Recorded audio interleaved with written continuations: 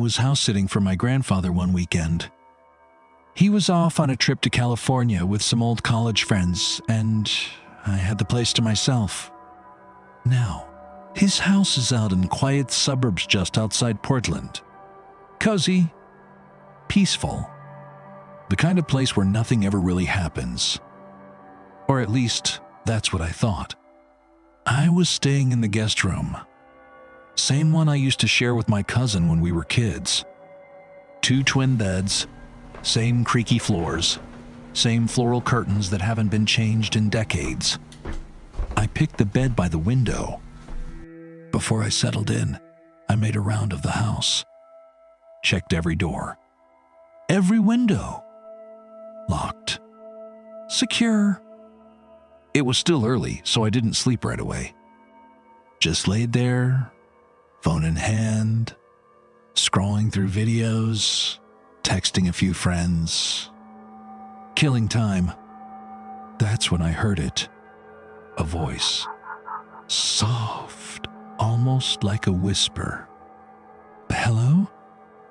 I froze. Was that outside? I sat up, waited. Then again.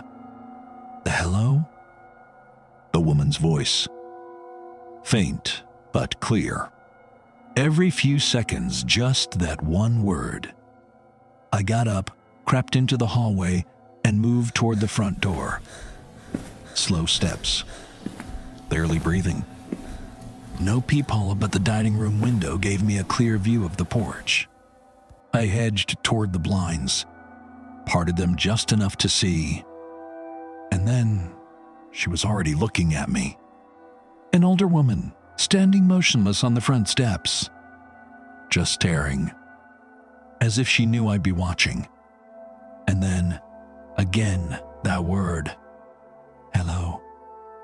But this time, it was different. There was something in her smile. Something wrong. She wasn't frail or sweet-looking like you'd imagine. She looked maybe in her late 50s, but there was something off about her. Her expression, her eyes, like she was wearing a mask of friendliness that didn't quite fit. I backed away from the window. Maybe she was one of Grandpa's friends? But it was past midnight. Why wasn't she knocking? Why was she just standing there, repeating the same word, like some broken record? I went back to the guest room, closed the door, tried to shake it off. Maybe she left? I started texting everyone I knew. My sister, a few friends, just to tell someone what was happening. They all said the same thing, call Grandpa. But there was no way he was awakened. Even if he was, he barely checked his phone. I started to calm down. And then, bang. The window. Not a tap. Not a knock. A slam so hard it rattled the glass. My chest clenched. I couldn't move. Then I heard it. Hello. Same voice. Same smile. Same woman. I ran to the window and flung the blinds open. She was right there, inches from my face. Only a pane of glass between us. Grinning. Staring. Unblinking. I screamed, "I'm calling the cops," and yanked the blinds back down. I ran straight out of the room, through the hallway, and up the stairs to the second-floor guest room. Slammed the door, locked it, and waited. I didn't call the police. I don't even know why. Some part of me just wanted to wait it out. I crawled into bed fully awake and stayed that way for hours. By dawn, I finally got up the nerve to go downstairs. She was gone. I called Grandpa as soon as it was light out. I told him everything. And what he said next sent chills through me. He started yelling into the phone, panicked. Told me how, just a few days earlier, this woman someone around his age had followed him through the grocery store, Never said a word. Just smiled. Constantly. I tried to calm him down. Told him it was probably nothing. But even now, I can still hear the way his voice shook. And deep down, I keep asking myself, was it the same woman? Was she following him? Or had she just moved on to me? My name's Nick. I'm a freshman at Syracuse University. And if you know anything about the area, it's not exactly the safest place after dark. I'd just gone through a breakup, my first real relationship. Rough stuff. So I decided to dip back into the online dating world. I downloaded Hinge, and that's where I met Stephanie. Blonde, cute smile, English major. She said she also went to Syracuse. We bonded fast, same taste in books, movies, even our humor lined up. It felt like something real. I suggested we go catch a movie. She was totally into it. Said she'd pick me up if I could meet her near campus. Gave me a specific intersection to wait at around 9 p.m. Sounded casual enough. I said sure. That night, I headed over and stood on the corner of a quiet residential street just outside campus. Typical neighborhood vibe, dim streetlights. Nobody around. She asked me to share my location. I did. A few minutes later, a car turned the corner and slowly rolled up to the curb in front of me. But it wasn't Stephanie. It was some old guy behind the wheel. He rolled down the window and leaned out. "You waiting for someone?" he asked.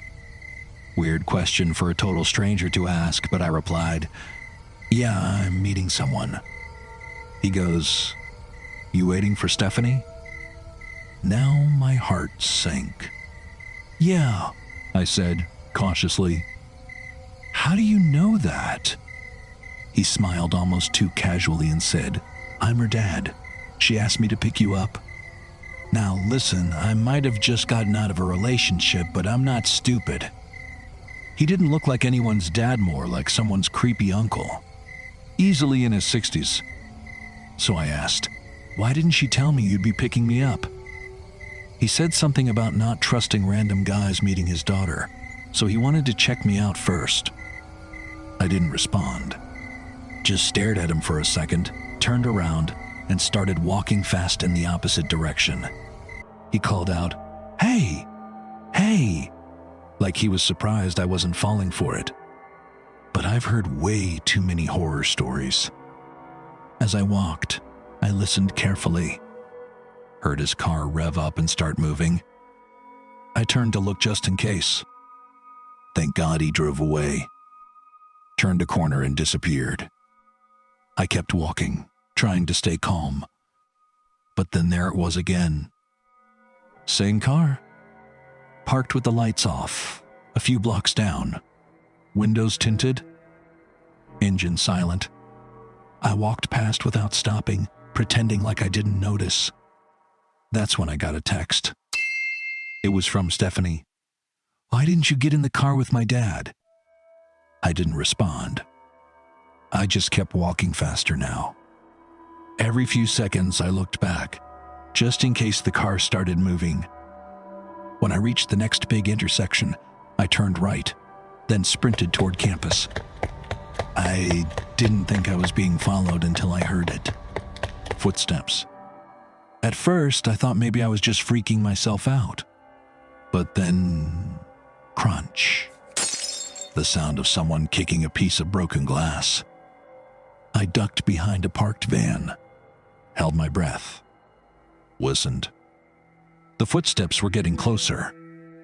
A few cars away. That's when I remembered I never stopped sharing my location. And then I saw him. The same old man. He stepped out from between two cars across the street. Eyes locked on me. He called out something mumbled, but I caught part of it. "Come back. I'll take you to her." Nope. No hesitation this time.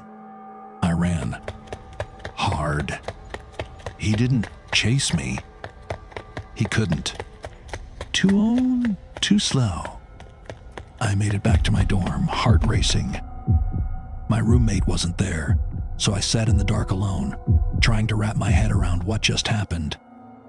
Then my phone buzzed again. Another text. From that same number. You little piece of... You're lucky you got away. I would have strangled your ugly ass. I froze. I still have the screenshot? I texted back. Thanks for the threat. It's going straight to the police. Then I blocked the number. I still haven't gone to the cops yet, but I will. And when I do, I hope they find him, because I still don't know what his plan was that night. But I'm pretty damn sure it wasn't a movie date. When I was 18, I had a side job working as a part-time janitor at my high school over the summer. It wasn't glamorous, but it paid. I worked all kinds of shifts, sometimes during the day, sometimes late at night. Anywhere from 9 a.m. to midnight, depending on how desperate I was for money.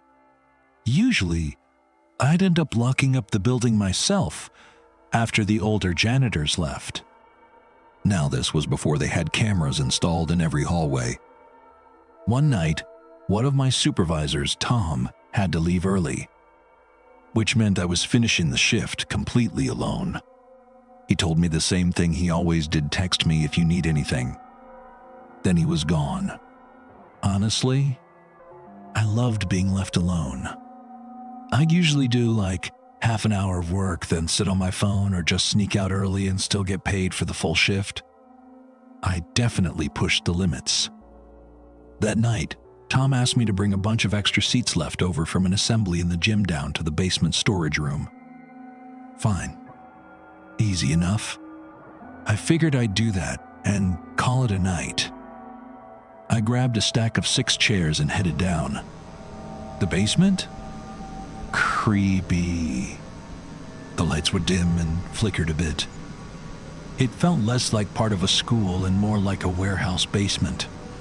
Cold, damp, echoey. There were these art mannequins down there, the kind used for figure drawing, all covered with giant paint-stained cloths. Looked like big sheets. It seemed like all the school's old art supplies were stored down there. I dropped off the chairs, went back upstairs for more. But when I came back down, one of the mannequins was uncovered.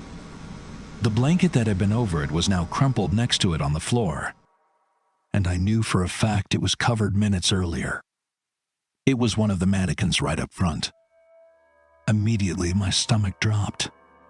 I texted Tom, "Hey, I think someone's down in the basement."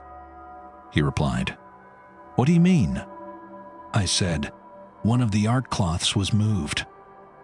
It took him a minute to respond, but when he did, he said, "No one else should be there."